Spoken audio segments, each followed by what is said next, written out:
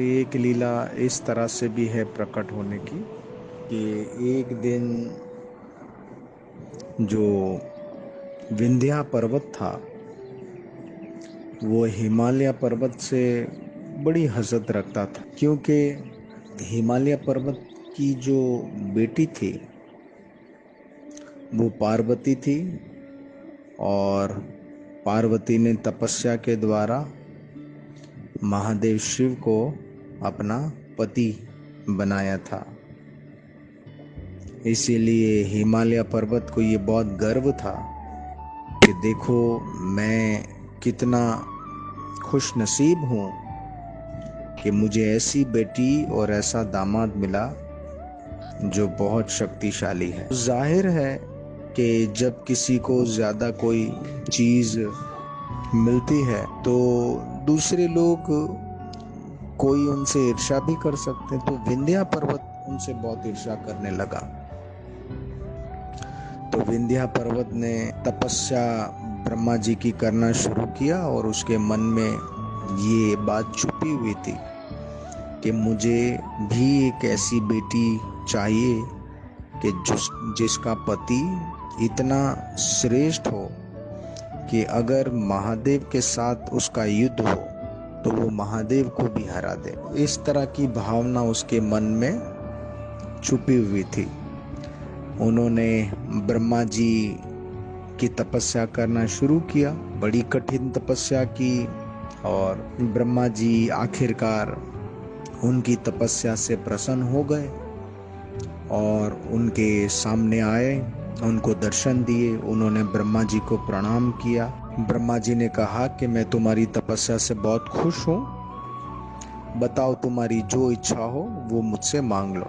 तो उन्होंने कहा ब्रह्मा जी मेरी केवल यही इच्छा है कि मुझे ऐसी पुत्री की प्राप्ति हो जिसका वर अगर महादेव से भी लड़े तो महादेव भी उसके सामने अपने घुटने टेक दे, वो महादेव से भी ज्यादा शक्तिशाली हो। अब ये सुनकर ब्रह्मा जी मुस्कुराने लगे। वो तो सब बातों को जानते हैं, इसके मन में ऐसी भावना क्यों आई वो भी जानते हैं, भगवान की कोई योजना होती है। तो उन्होंने तथास्तु कह दिया। अब ब्रह्मा जी जब ब्रह्मलोक में चले गए तो ब्रह्मा जी विचार करने लगे कि मैंने इसे तथास्तु को तो कह दिया है, लेकिन ऐसा कौन व्यक्ति हो सकता है जो महादेव को हरा सकता है? ऐसा तो मुमकिन नहीं है। अब ब्रह्मा जी खुद ही जो वरदान दिया था उससे परेशान होने लगे कि मैंने हाँ तो कह दिया, तथास्तु तो कह दिया है कि ठीक है तुम्हारी इच्छा मैं पूरी करूंगा, तुम्हें ऐसी ही पुत्री प्राप्त हो जिसका वर महादेव को भी हरा दे। पर अब वो खुद परेशान हो रहे थे कि ऐसी पुत्री कौन हो सकता। तब ध्यान में बैठे हुए थे, ब्रह्मा जी जप कर रहे थे तो अंदर ही उनको एक प्रेरणा हुई। क्या प्रेरणा हुई? कुछ हरे कृष्णा। तो उनको क्या प्रेरणा हुई? उनको ये प्रेरणा हुई कि कुछ समय पहले श्री कृष्णा प्रकट होने वाले हैं।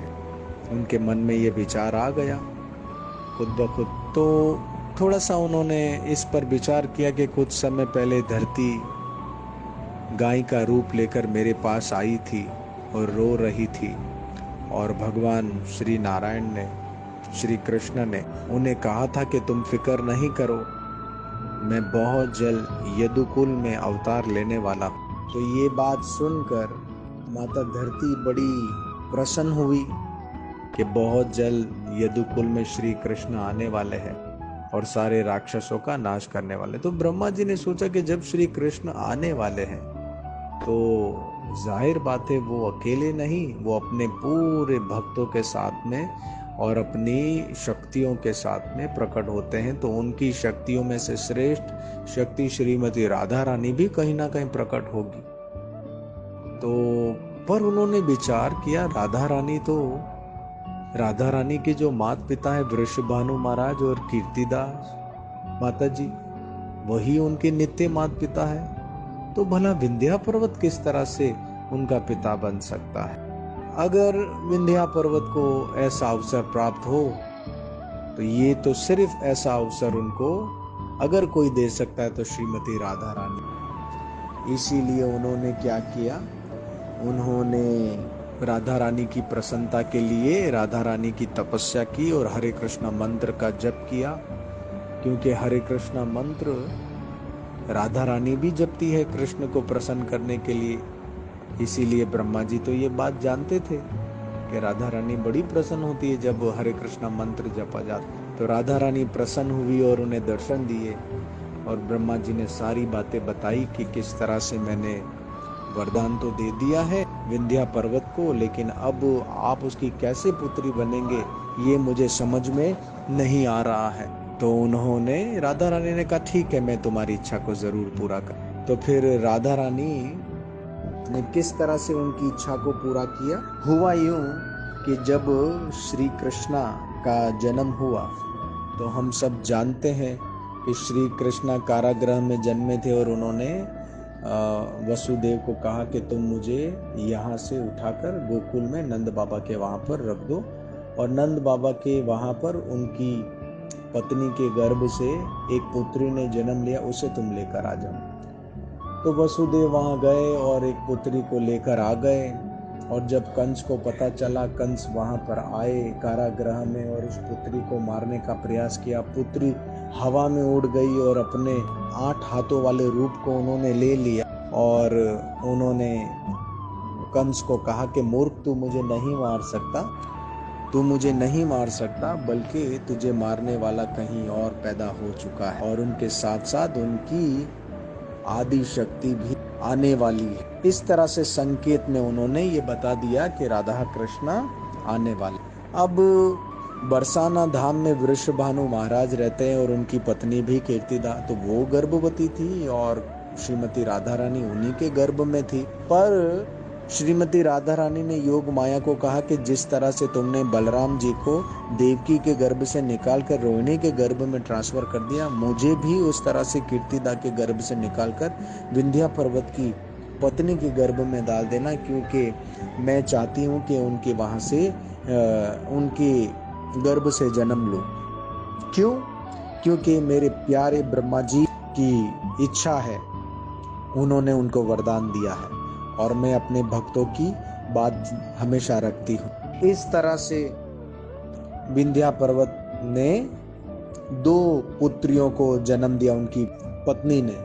एक का नाम चंद्रावली, जो राधा रानी की ही शक्ति है, चंद्रावली, और दूसरा स्वयं श्रीमती राधा रानी। जब कंस को ये बात पता चली थी कि कोई मुझे मारने वाला पैदा हो चुका है, तो उन्होंने पूतना को कहा कि जितने भी बच्चे जन्मे हैं उन सबको तुम मार दो। तो पूतना सारे ब्रजमंडल में जितने भी 10 दिनों में या 15 दिनों में बच्चे जन्मे थे उनको मारने का काम कर रही। तो उन्होंने देखा कि विंध्या पर्वत की ये 2 बेटियां भी बहुत सुंदर है, तो कृष्णा के पास तो वो बाद में पहुंची थी, और कृष्णा उसे देखकर बहुत गुस्सा क्यों आया था, क्योंकि वो बच्चों की हत्यारन थी। तो उन्होंने कई बच्चों को मारा था ब्रज में जो नए नए जन्मे थे, इसीलिए श्री कृष्णा ने उसको मारा। तो उन्होंने देखा विंध्या पर्वत की ये 2 सुंदर बेटियां हैं, उनको उठाया और उठाकर वो भाग गई, उनको मारने के लिए हवा में उड़ रही। उसी समय मंत्रों का उच्चारण करवाया विंध्या पर्वत ने ब्राह्मणों को कहकर। पूतना बहुत कमजोर हो गई और उन्होंने एक बच्ची को तो फेंक दिया विदर्भ राज में, विदर्भ नगरी, महाराज भीष्मक जहाँ के राजा है। विंध्या पर्वत ने जाम्बुवन को, क्योंकि जाम्बुवन उसी पर्वत पर रहता था उस वक्त, उन्होंने कहा, और वो जाम्बुवन वहां से चंद्रावली को तो लेकर आए, लेकिन दूसरी बेटी को उठाकर बहुत दूर तक वो भाग गई। बरसाना के पहाड़ों पर ही कहीं पर उन्होंने, पूतना ने राधा रानी को रखा, बल्कि रखा नहीं, वो खुद ही वहां पर आकर गिर पड़ी, क्योंकि मंत्र की शक्तियों से वो अब और ज्यादा उड़ नहीं पा रही थी, बहुत कमजोर पड़, बेहोश हो गई। और जब मासी ने ये देखा कि एक निहायत ही सुंदर पुत्री इनके हाथों में, तो उन्होंने वहां से उनको उठाया और उन्होंने माता मुखरा को बेटी उनको दी और कहा कि ये तुम्हारे दामाद, मुखरा जो है राधा रानी की नानी है यानी कीर्तिदा की माँ, और उन्होंने कहा कि ये तुम्हारे दामाद वृषभानु की पुत्री है।